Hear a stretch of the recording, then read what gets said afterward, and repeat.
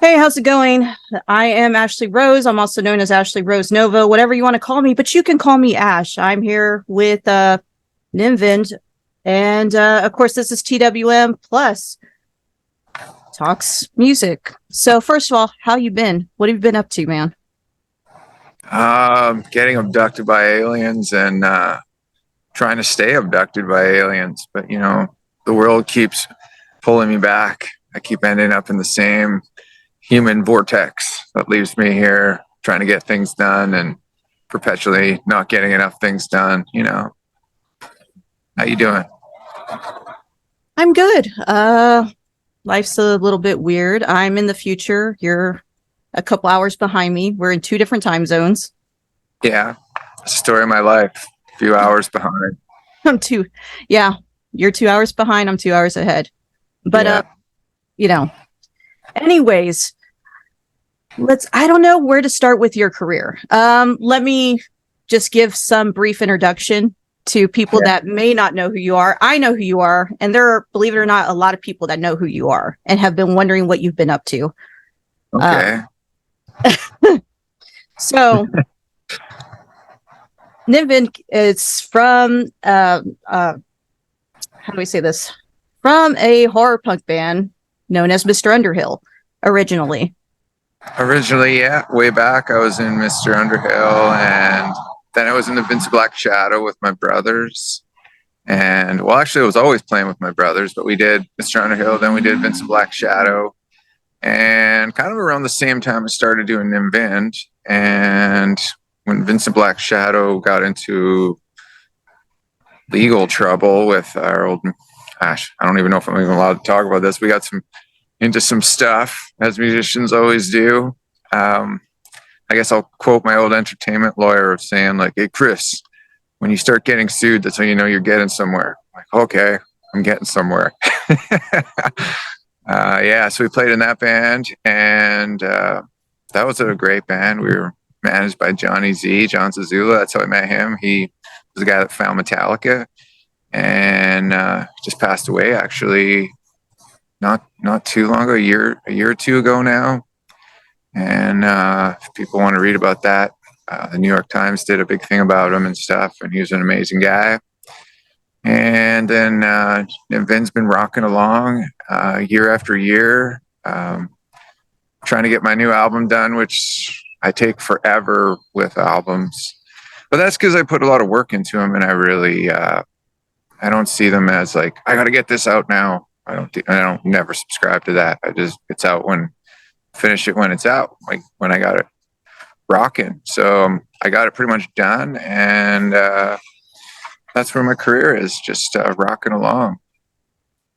Well, you did inspire a lot of people. Whether people know this or not, you actually inspired probably one of the biggest horror punk rock bands ever, which is CALABRESE, the Vampire Brothers that rock. Yeah, I'm glad they admitted it. The first time I actually ever heard you was actually on a compilation album. I can't remember which one because it was a very like I'll just fucking say it. I partied a lot during that time, but a friend of mine actually had it because she was more into like that style of like punk. I was like very into like, the Clash, the Addicts, stuff like that. Of course I like the Misfits. So that's actually how I first heard of you. And that was back in, well, I don't even want to put a date on it because that'll like date us both. Sure. But I think Interpunk might have been around. That might have been where she got it. I'm not too sure. Oh, Interpunk. Do you say Interpunk? Mm-hmm. Yeah, I remember Interpunk. Yeah. I don't know what happened to them. They've been sending me like an email loop for like probably before time began, you know what I mean, of saying like, hey, can you send us more records? And I'm always like, yeah, I got to get back to that. And there's probably other people thinking the same thing. Like, I have also been sending him messages saying, send us more of this or that, and send us more albums, and I haven't got to it. I mean, I do everything myself, which is awesome. And because I learned over the years after being like sued and like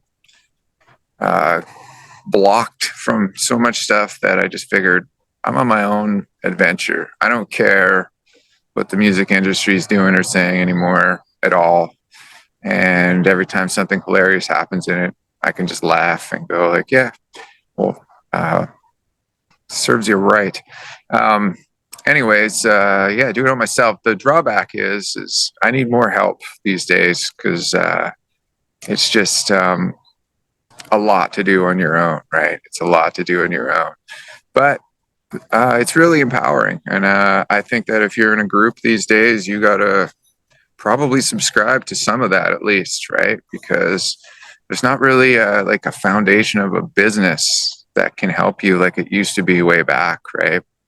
Like we came up right around the times when that was like ending, right? So a lot of what hurt us was that we'd be selling decent amount of records. It's just that what a decent amount became was still not enough to like get people to keep investing in you, right? So you really had two choices. You either figure out a way to sell more, and that usually means you have to cooperate a lot more with people that you may not want to cooperate with, or may or may not, I should say. And or your other choice is to do it yourself and put your money where your mouth is. And if you really have something good, and you're willing to do the footwork, you'll get somewhere, right? It's going to take you a while, right?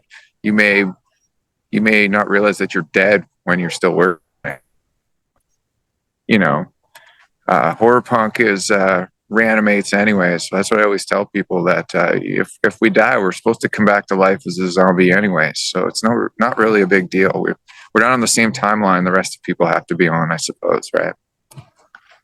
I think everything's very DIY now. It's everything. Yeah. I was thinking, I'll be honest with you, I didn't have an actual layout for our interview. I just more or less knew what I kind of wanted to ask. Yeah. And I was sitting there thinking, and I was, really going through some thoughts of how rapidly things have changed, even within the last 10 years. Totally. So I think everything, if anything, which I'm incredibly grateful for in this fucking world, is that how DIY everything has become. It's so friendly. It's so do it yourself at this point. It's so, I hear this a lot from like other friends of mine that are in bands, that after a while they just decided like doing it themselves is the best option. I mean, merch, sure. Like, even merch is so accessible in DIY now. Well, yeah. I mean, I think about when we started. I mean, like, we didn't have Spotify. We didn't have like people now starting bands are probably like, oh, I can't imagine that. You know what I mean? Like you didn't, even when we had Spotify, I didn't take it seriously. That's probably a better thing to say. I remember I was on tour with, take it seriously. We had MySpace. I didn't take Spotify seriously. So like while we were on tour, and I remember we had MySpace. Our gal was like, our gal Glosby from Blitzkid. We were doing that tour with him. He's telling me about it. I think it was him. And I was like, yeah, Spotify, this and that. We were kind of checking it out, and he was telling me about it. And some people started coming up to me, and I would say, like, how did you find out about the show? Right. And they would say, oh, Spotify. I got to get on. I got to go to this thing. And I realized I had quite a few people listening to me on there, and I didn't even know how I was on it. You know what I mean? So now I got it all obviously together. Right. But that wasn't that long ago. Right. So like you have so many options now that you got to, the thing I'm talking to you on apparently has more processing power than the computer that went to the moon. Right. So if you really think about things that way, and there's just so many other ways you can empower yourself. Like you can take courses on how to improve your site reach and stuff. There's just so many things you can do that you used to have to go to a label, and they wanted you to come to them and ask them, and then they would tell you they knew, which they absolutely did not, of how to do this stuff. What they had was an old school monopoly of how to get information out. Once they lost that, the game completely changed, right? Once people stopped listening to terrestrial radio and it became non-terrestrial, that's when people like me started having a lot more power, right? You know what I mean? And now I think it's that's the game. I mean, like, and that's the game everywhere throughout everything. It's really business. That's business's biggest challenge is how do we stop all these little, I won't say, I'll say truckers instead of the word I want to say. How do we stop these little truckers from getting our market share? And the answer is you can't. And the more determined we are, the better we're going to be. It's okay. You can say fuck. All right. All right. But I will later. Don't worry. I'll forget. Say it later anyway. It's okay. No, you probably can't stop me even if you want to. But yeah, that's what I would say to that is that we're so empowered now, and every walk of life is they're trying to keep all the small fries out of their market share. But the more determined we are, the more we become them until we are them, and there's no escape. Sorry. No, it's okay. You know, everything's so accessible, everything's so DIY. Like before you would have to like buy one fucking CD or, you know, one of your friends would have it and then you would rip it. Yeah. And share it amongst each other. And, or you could just, you know, download it from the internet at several different websites that no longer exist. Yeah, that was how people like me got some money back. And I don't necessarily love or hate it. I'm still kind of making my opinion about it. But that's what happened to stop all the free, basically just theft where you got nothing. They started making it easy enough that you wouldn't bother with the risk, where it's like you just go on to Spotify, it's all right there. It's more hassle to go onto something and download it than it is to just have it right there. And the good news is I actually get something for that as opposed to absolutely nothing. The bummer part is those companies are always in court trying to pay us less, right? And then anyone who comes out and complains, it's got a big name to complain, they go make a deal with them, right? So, you know, it really is, it's always going to be like that. No matter what it is, there'll be a battle for, that goes right back to the beginning of humans. It's right back to your determination to survive. You want more than the next person to make yourself feel like somehow you're not going to get hit by the same asteroid they are. You know what I mean? Even though you absolutely are, right? But and that's wow. Now I'm going to get really off topic and say that's the whole human thing we're struggling with right now. We got to get out of survival mode of day to day and get into like future survival mode. Instead of squabbling over an apple, we got to start squabbling over a planet. You know what I mean? And then squabbling over a solar system, and then squabbling over a universe. Right? We'll be a lot better off if we start making the game bigger, because all the forests are burning down and all this stuff right now because our thinking is too short term and small. Right? Sorry, that's the problem. No, the problem talking to me is staying on topic. Is no, like that's perfectly fine. You know, you don't need to apologize. I'm, as you know, like I'm down for whatever conversation you want to talk about. Yeah, I understand. As far as people, one thing I've learned is I could see the aspect of where you're right, and that I can. But at the end of the day, one thing I've noticed in general about people is that, and I've said it before too, and I've said it on air in previous interviews, is that it's either the need to want to do better, outdo yourself, or progress, or just be a part of something. Yeah, I mean, yeah, that's what even negative, you know, aspects of things. You're right. Everyone wants to be larger than they are, right? I mean, that's why but that's cool. That's the spirit of everything we try to do, right? We wouldn't be able to be in planes if some guy didn't say, walking and riding this horse in this wind-up car is good enough. I'm going to take this lumber and push it off this cliff and see what happens. And eventually they're like, hey, it stayed in the air for a bit, you know. Next thing you know, and not that long in the sense of time, right? Next thing you know, we're arguing on a plane over why our drink is taking too long to be served to us, basically in a lawn chair in the sky that's taking us to destinations we would have died on a ship after 2 months, or some of our friends would have died. We probably would have survived like different ailments, maybe had one less limb when we finally got to another shore, and that would be our whole life's that would be the biggest thing in our life. We made it from North America to Europe. You know what I mean? Now it's, you get on a plane and you're mad because the guy next to you stinks, right? You know what I mean? Or maybe you're the one who stinks, but that's your biggest problem. From here I'm so jet lagged. It's so terrible. You know what I mean? That trip back and forth from Germany to Vancouver really sucked, right? Now I got to go over here to Dallas, right? That's going to be rough on me too, right? I do have a question about flying. Sure. I heard somewhere a long time ago that you were actually afraid of flying. Is that true? Absolutely. I hated it. I would, good research. Yeah, I could tell you so many stories. Oh man.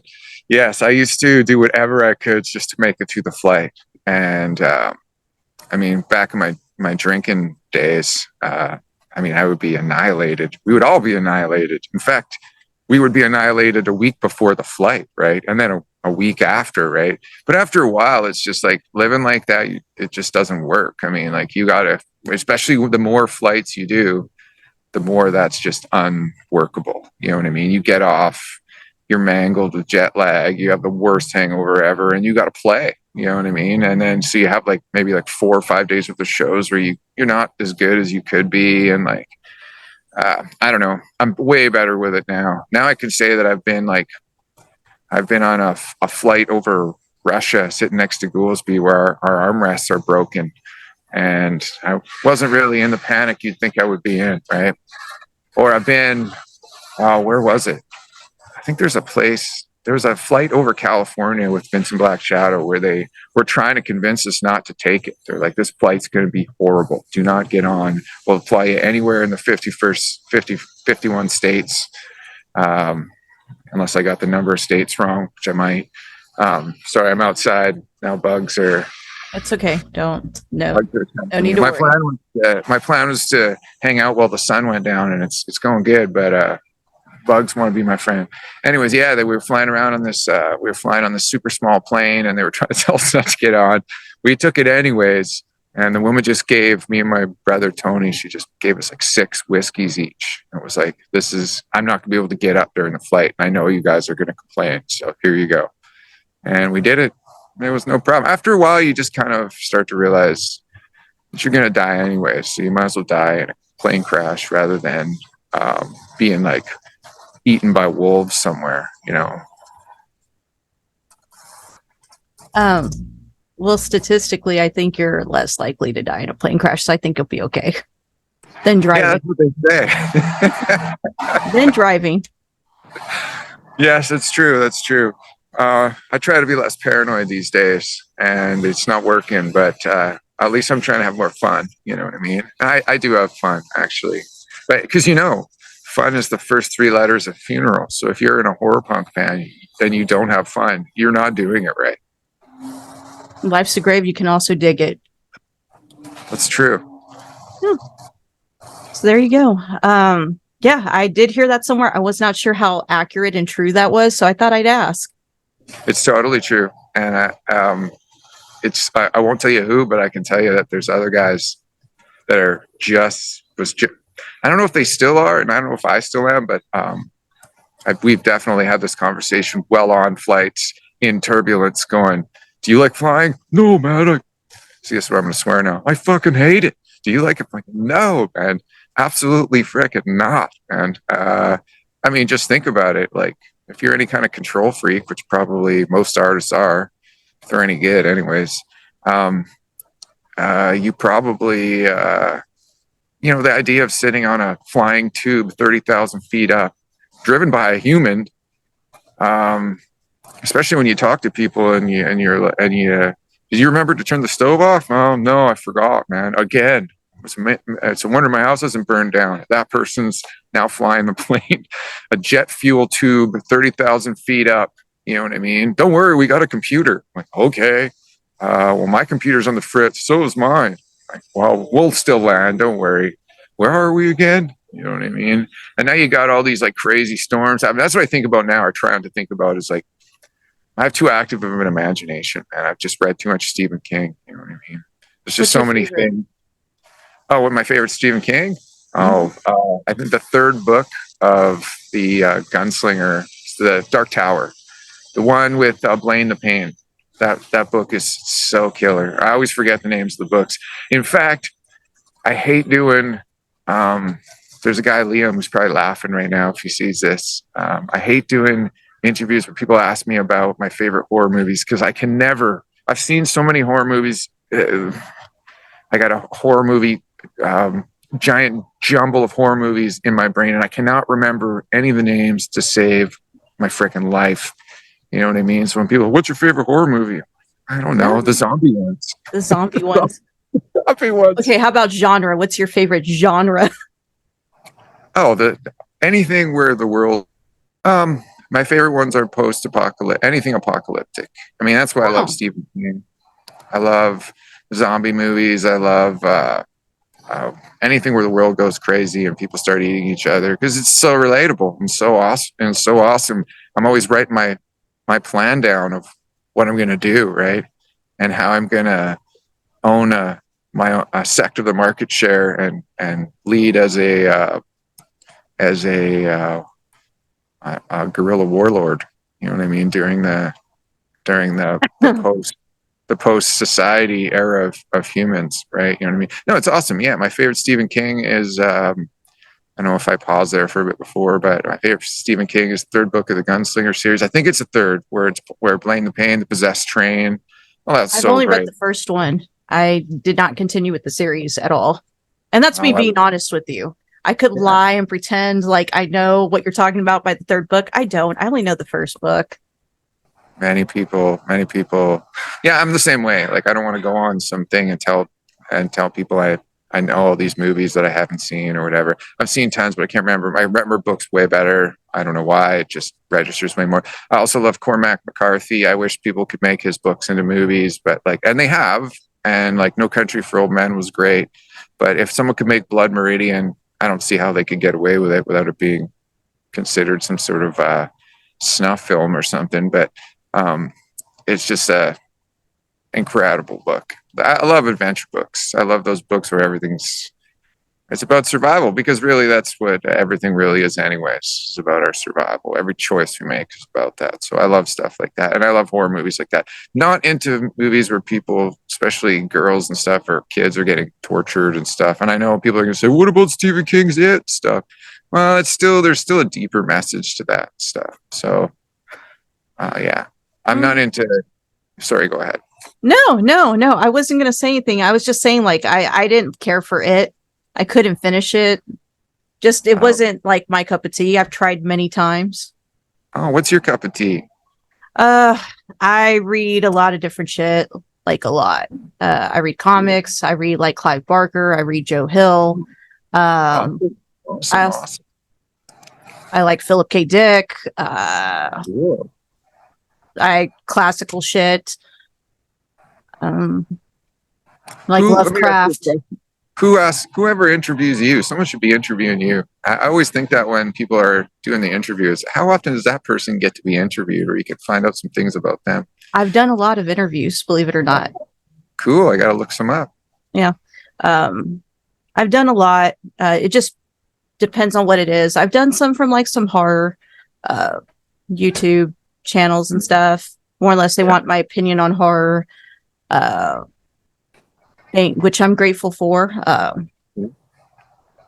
I've done some for comics before, because I used to do a lot of like indie comic stuff. I was an artist at one time. And excellent. So, yeah. That's really cool. I've done a few. Film analysis too. Yeah. Because I have a broad range of like things I like. Really, it usually starts with my tattoos. Oh. So, because I have like a Donnie Darko tattoo. I have a few Clockwork Orange tattoos. Oh, there's another great movie. Wow. Yeah. Even though a lot of people like really get mad at me about it, but it is what it is, you know. Get mad at you. It's Laugh like, them off, man. People it get is. mad at me. Do People whatever you get mad want. over anything. So Yeah. People are making a career out of it. If you didn't give them something to get mad about, what would they complain about? They need you. They need you to be mad at, because they wouldn't have anything else if you didn't give them that. So you're doing them a favor. That's whatever I always say when people are getting all upset about something. I'm like, well, at least we give you something to do, you know? hey, people punch up, they don't punch down. Yeah, totally, man. So, Totally. even in anger, they punch up to the sky to blame someone. Oh, totally. I blame God all the time. You know what I mean? I don't know who God is, but or what God is, but I blame God all the time. And so what have you been up to? What's the new album like? sorry, God, don't hit me with lightning. What's the new album? Well, here's where I'm at with that. I'm a big, huge believer in. My dad's a symphony musician, and I was raised by music. My uncle was in a band called New York Junk in New York with Cynthia B from the B Girls, and my other uncle, what's his band's name? Don the Black Cats. So like everybody in my family's in music, everybody.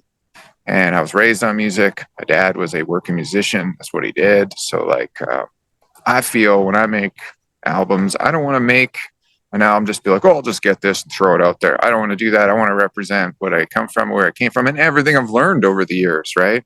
Like I've been around a lot of cool people, like Johnny Zazula or Eric Gardner was my manager for a bit in LA.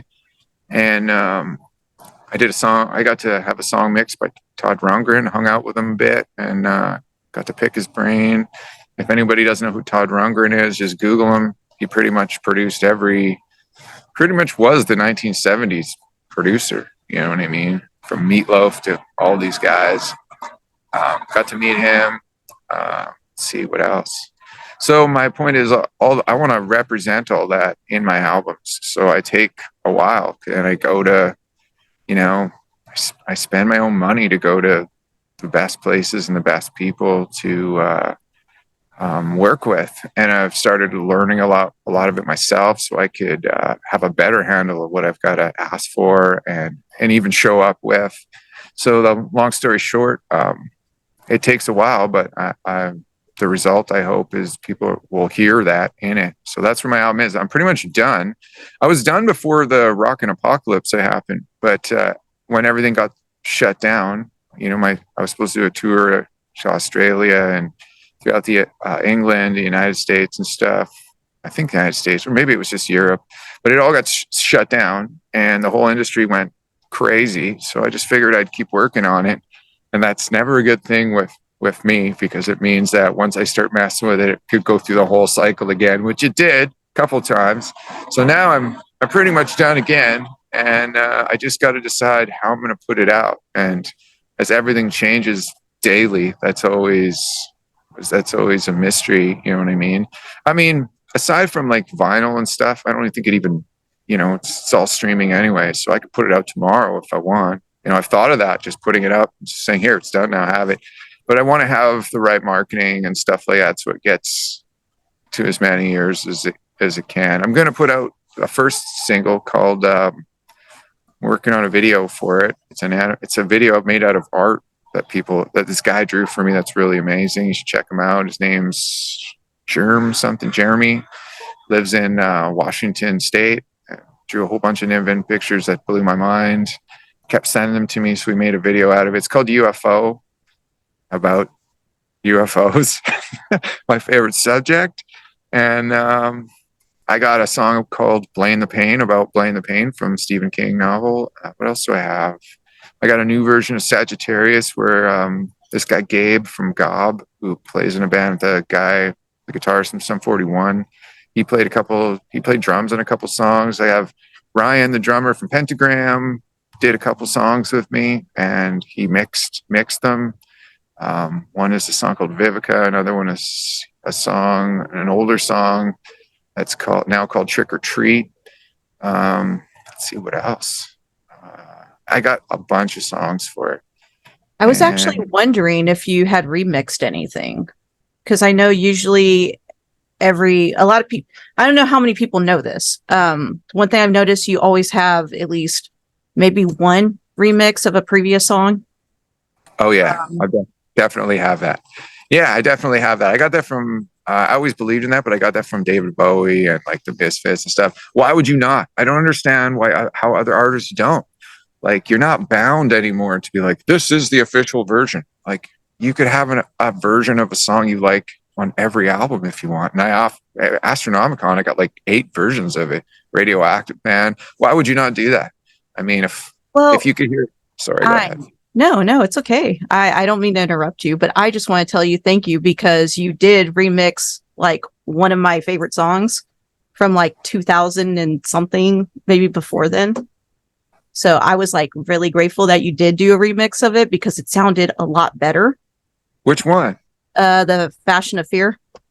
Oh, Fashion of Fear. Yeah, there's the Mr. Underhill version. Then there's the one on my Nim Vind record. Yeah, Fashion of Fear. Yeah, you're right. I could put another. I thought of that too. Like, should I do another Fashion of Fear? I mean, you could do. There's nothing stopping you. The world's your oyster now. You can, once the label's out of your way. I mean, because that's what that came from, I think, is they have their official version. They don't want you to come up with another one and compete with it. But if it's yours and you're not in competition with them, well, you can do whatever you want. I have a remix by Ryan from Pentagram of That Girl, which I think is awesome. I almost like it better than the original in some ways. I mean, but that's, and that's the cool part. Someone might be like, well, I like the original 100 times better. Great. Listen to that. You know what I mean? Sorry. No, it's okay. I'm here listening to you. This is your interview. I'm just, this is your universe. This is your world. I'm just living in it right now. Totally. Listen, my mom's from New York, and she's always like, Chris, if you don't talk, what good are you? So I talk too much. I'm sorry. No, it's okay. I talk too much too. Don't feel bad. That's one of the things we have in common. That's great. So it is what it is. Yeah, I did hear you were a big David Bowie fan. I did hear that. So, well, yeah, look how many, he has so many versions.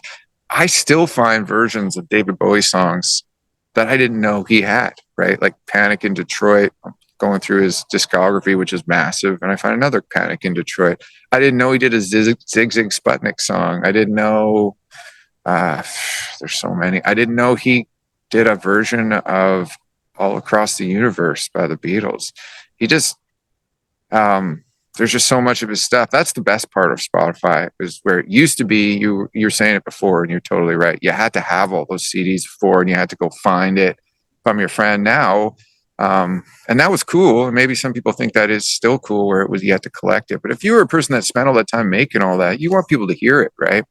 I remember Lemmy from Motorhead complaining about that. Like, nobody's heard some of my records. Well, now they can hear all of the records, and a new person discovering it. And this is why your albums you should try to make them as good as you can, because a new person discovering it is going to judge it all in one thing, right? So if you got it doesn't matter anymore that at that time it did whatever, the world's here where it is now, and people are going to hear your stuff as you've made it as one, as your entire story. So it's all in play on the same level. So if you've got maybe like 5 albums, but you really spent the time on them, and one was the only thing anyone really loved, when a new person goes and hears about that one album, and they'll go and check you out, they'll discover all 5 at the same time. And maybe the album that didn't do anything for you, people didn't even know about, becomes the one everyone now likes. So like, I think that is so great. And it means that nothing you did is of less worth. It means that everything you did is of worth. And it means you should think about everything you do, right? I don't subscribe at all to just get it out. Yeah, screw that, man. It'll come out when it comes out, and that's the way it is, right? I mean, there's a lot of bands that take their time, like releasing albums anyways. Yeah. Red Hot Chili Peppers, I think they release an album like every 5 years or something like that. Yeah. I think that's what the number is. I remember my cousin telling me exactly the amount of years, like, because she was like a big fan of them, and I can't even remember. I don't know if it's 3 or 5 years, but I want to say it's 5 on average. So, Well, think about this. This is what I think about is that, what do they say? I just read that the entire amount of movies that were made in the last 30 years by all of the companies, the amount of video that just came out I think it was either today or the week on YouTube surpasses that every week that passes, right? So like, if you put out a piece of crap that you just rushed out, what is the point? It's going to go into this massive saturation of just fray of just like a mist of stuff hitting people. And if it's not good, I mean, why would anyone give it 2 seconds of their time, right? I guess what's good is all subjective, but I guess what I mean is you want to make the very best thing you can make, because it's going to go into that, right? And it's going to be lost within that. So if someone has really amazing content, you're going to be I think you're going to have a better chance of getting your art seen and heard than you are if you just put out something you don't care about, right? Or you thought, I'll just put it out. I mean, I don't subscribe to that. Even if it was a different way, I would still not just subscribe to that. I want to put out stuff that I really look back and go, that was awesome, and it's still awesome now, and I still believe 100% that I did my absolute best on that, and that's the way I want to do it, right? And that represents everything it came from and where I'm going, right? So, for people that don't know what you sound like, what's the best description of what you think you sound like? Not what the fucking press says. I'm going to be honest with you. It always bothered me that they compared you to Volbeat or Volbeat, whatever. Like, it always fucking bothered me. I don't know why, because I was like, I don't know where they get that from. But where, like, what do you think you sound like, as far as if we're talking about the last few albums of your career? Where do I think people get, what do I think I sound? That's an awesome question. I don't know. I can tell you the honest truth is I don't try to sound like anybody. And I care less every minute about trying to be any sort of thing, right? Like, I think what I think I sound like is like kind of an audio soundtrack. You know what I mean? As far as artists go, I think I probably sound like maybe a bit of Bowie, a bit of Danzig, a bit of Dave Vaney. I mean, I love The Damned, but I also love so many other things that are influenced in my songs, like classical music from my dad to like the Beatles and all that old school stuff from my mom, and let's see what else, but everything too, like from like Nirvana to like rap. I love a lot of rap. I listen to Ill Bill.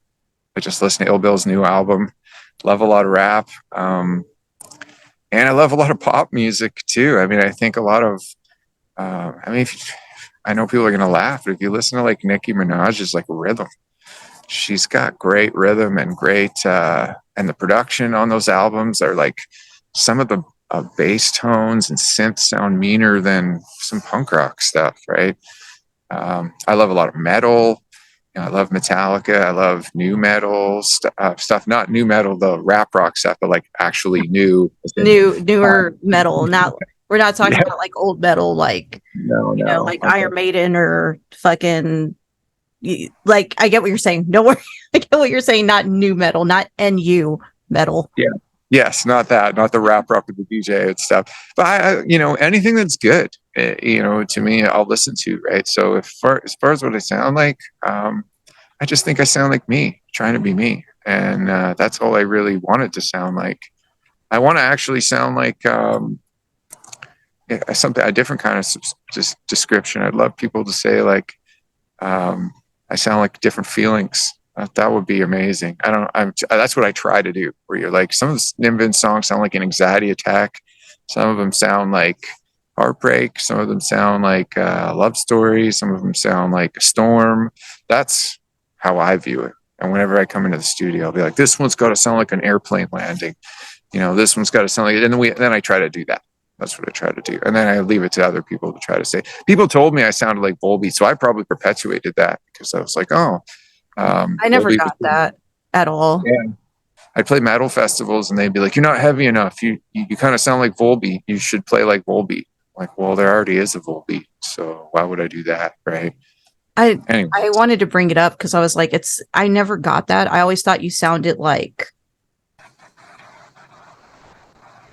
my description was more of, I said if David Bowie, yeah, Jim Morrison, and the Misfits and the Damned and Bauhaus got together, or Bauhaus, however, whatever terminology, got together and created some type of compilation, either album, song, or at least some type of band along the lines of that. That's what I always thought you sounded like, even in the aspect of, if we're going back to even Mr. Underhill with your brothers.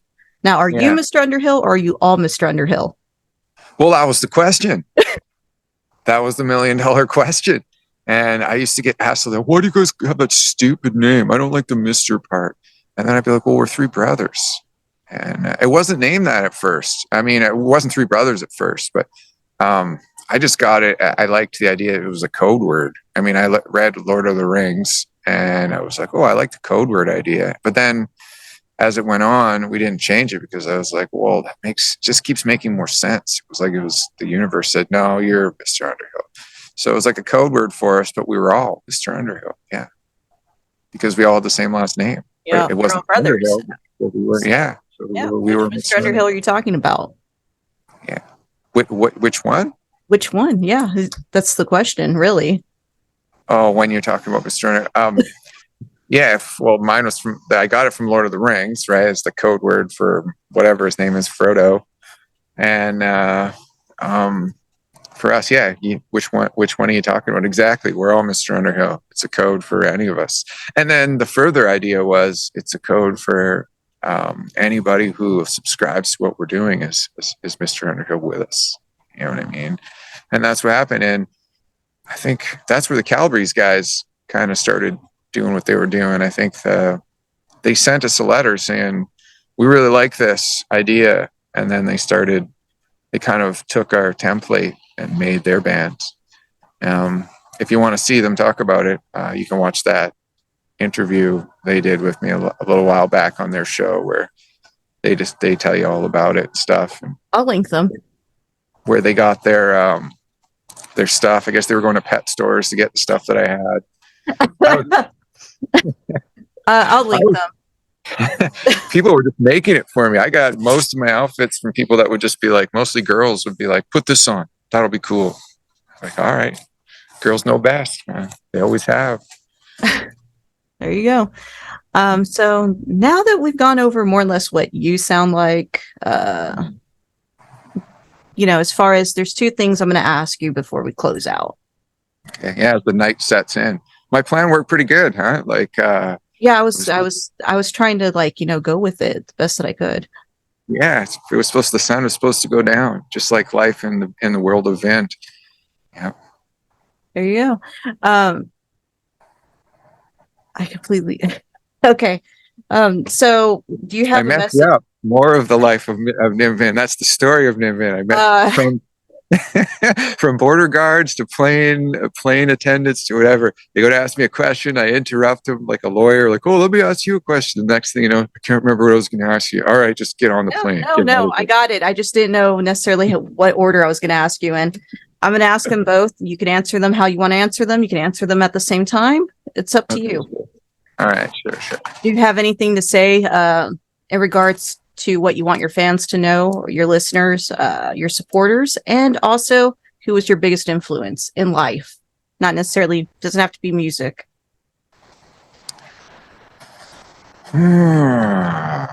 What do I want them to know? I've almost got the new record's coming out, and I've worked really hard on it, and I hope you guys like it. And it actually is done and will come out. I know I've said this a million times, so it took so long, but I take forever. The good thing is it's really long, so I think it's, well, maybe don't quote me on that, but so right now it's really long, so there's lots to listen to. So you'll be sufficed for a bit, anyways, right? And I'm set up, I think, to get stuff done faster now. So there's that. My biggest influence, I'd have to probably say